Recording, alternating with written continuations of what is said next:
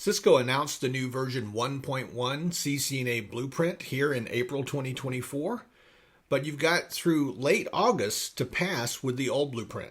What should you do? Pursue the old, pursue the new, something in between?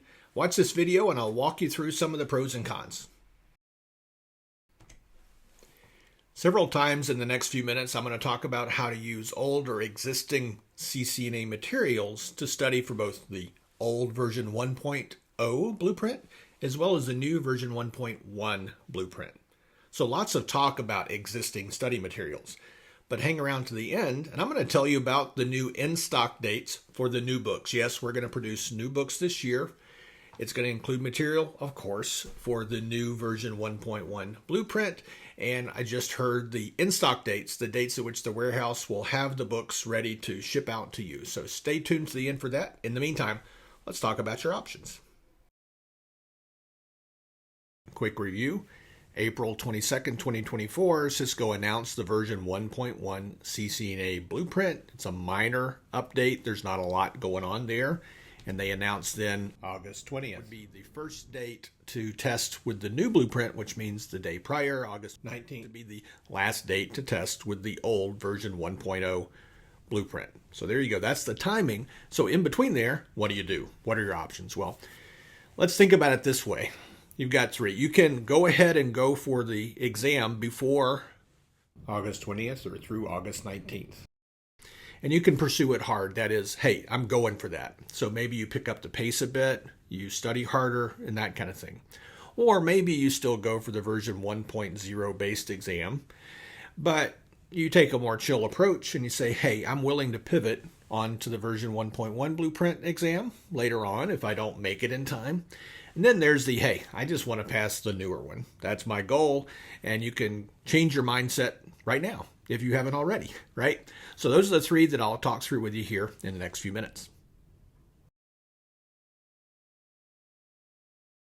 So I'm just going to talk to you for a little bit about pros and cons and what I think and give you a little advice, and you can take it or leave it, right? So the pros of going for the version 1.0 exam and passing that before August 21st. Some of those cost. If you've already started studying, you may have already invested in your CCNA study tools, and the least cost method would be to not have to buy anything more, right? So that's something to consider, of course. Knowledge. Sometimes when a new exam comes out, people say, hey, I want to make sure I learn these cool new topics in the new blueprint. Well, it's really only 5 exam topics with new things in them. It's only a little new content. I'd say it's 95% overlap between them. And there's nothing stopping you from learning those things anyway. All right, so I don't think it's that big of a deal this time. Now, 4.5 years ago, when Cisco made the updates where the exam released in February 2020, that was a huge change to CCNA. There was a lot of new content in there and a lot of removed content. There was definitely a difference in what knowledge you got. Now, another angle on that difference, small change here in 2024. So the perception of people who might care or that might matter to you that they care, like a hiring manager, those that know and understand the certification are going to not think it's a big deal at all. So I wouldn't worry about that. Now, on the con side, first off, hey, emotion. Are you already feeling stressed thinking about trying to finish up your CCNA in 4 months? Or less if you're watching this video a little later, right? Well, it may not be for you. That may feel like too much time pressure for you. That's a personal choice, just bringing it up. Then the other is a perception. There may be people that influence and matter to you whose perception is that if you pass with the old blueprint, that's less good than if you pass with the new. I would say they're maybe a little uninformed. That's just my opinion. I don't think there's enough difference to matter, but there you go.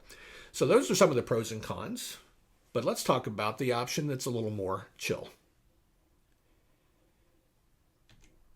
So a much more relaxed approach then, of course, is to, well, keep going like you're going and study for the old exam. And if you don't get there, you just pivot over and study for the new by studying the additional new topics in the blueprint. And that's easily achievable in this case. So just going through the pros, you've already purchased your CCNA version 1.0 based materials, like my books, for instance. Great. Keep using those, keep cranking away, and if you get there and pass, great, you're done. And if you don't, you pivot and study the new topics. Now, next up, cost. If you do pivot, then do you have to spend a bunch of money on new products? Well, no. It's very little. There's 95% or so overlap, in my opinion. And the new topics, you can find plenty of information about them online without having to go spend a lot of money to pick up just a few additional bits of information. And I will even help you. I've done this probably the last 4, maybe 5 times a new exam has come out since I've been blogging. And I'm going to put out a blog post by late August that will tell you things like, hey, to learn about AI, to learn about these 4 STP features, to learn about how to get web access to routers and switches and some of the other new things in the new blueprint. I'll give you links about how to go learn about those things online. Some of those will probably even be videos here at this channel, for instance, right? So stay tuned for that, but I don't need to produce that till August, till the new exam comes out. So that shouldn't be any additional cost, in my opinion. Certainly achievable without it, if that's your desire. Time-wise, it's less time pressure than option 1, right? You go for version 1.0. If you don't get there, no worries. You can move on to option 2, which is to pursue the new exam. Hiring managers, again, they're not going to care which one you pass this time if they understand what's going on because the blueprints are so similar. Now, the cons, there is some emotion going on here. The uncertainty of knowing which one you're really shooting for may stress you out. Personal choice, but you can think about whether the first 2 options, either of those, won't stress you out too much. And there's always that perception of others that matter to you. If you end up passing the 1.0 exam, is that really going to bug you about what people might think of that? So if that's still bugging you a bit, the obvious choice then is, well, is that enough to make you say, I don't care, I'm not going to take the test till the 1.1 exam is out? And that would point us toward option 3. There's a lot to talk about here. So let's just say you say right now, as soon as you hear about the new version 1.1 update, hey, I'm going to go for the 1.1 exam. Well, there are only pros that I can think of in doing that. All right? So rather than give you pro and con, here's what I'm going to do. I'm going to break it down this way. Go for version 1.1 using your old study materials to save cost, and go for version 1.1 using new study materials. All right, so there are issues with both, so let me walk you through that. If you're using, quote, old products, like in the title there, like you've got my books, the ones that have applied to the version 1.0 blueprint, here's your process. You keep using them, and there are a few topics you can ignore. Puppet, Chef, which are in the very last chapter in Volume 2, and DNA Center's removed from the blueprint, so you don't have to remember the particulars of DNA Center. But honestly, I'd read the parts that talked about DNA Center, understand the big concepts. All right, so you skip a little bit when reading, but not a lot, so it's actually easier process-wise, right? Then make sure to download and use the PDF Appendix B for both Volume 1 and Volume 2. So if you're like, what's that? Back up to the second of the announcement week videos that I made and watch that, and you'll get a little more detail. But short version, Cisco changed the blueprint in late 2022. Some of the exam topics wordings changed. About 5 of them, the meaning expanded a bit. So I created PDF appendices so that you could download those if you've got my books and learn about those expanded topics. All right. So that's on the 1.0 exam, and on the 1.1 exam, just make sure you pick that up as well.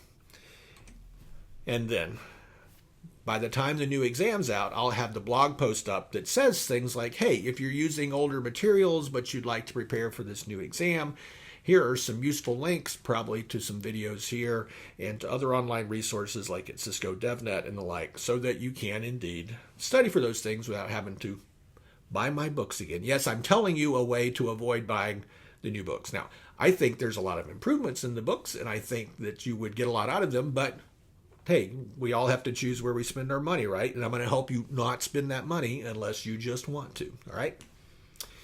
So the alternative is to use new products. Now, your process is very obvious if you haven't started yet, right? You get the new products, you turn to page 1 in volume 1, and you get started, right? So that's easy. The hard part is, hey, I'm 12 chapters into volume 1 with the old books now, How do I go about switching over to the new books? So let me give you a few words about that. So transitioning over from the old to the new books, you just read through volume 1 and continue that with the old. You're going to switch over to the new book when you get it. It's not going to be out here for a few more weeks. And then whenever you transition over, you need to think about, well, what did I read in the old versus the new book? And make sure that you pick up any coverage of new exam topics that you might have missed based on which book you used for which chapters. All right? So it turns out that some of the chapter numbers have changed from edition to edition. So I'm comparing in this next table the old book and the new. So the center column is the old book. Volume 1, edition 1 is the one that's been selling from like 2020 through 2024. Volume 1, edition 2 is what we're calling the new one that publishes here in 2024. The first 7 parts of those books mirror each other in terms of the big topic areas. Parts in the books contain multiple chapters. And as you see in the first 3 parts, the chapters didn't even change, the chapter numbers, right?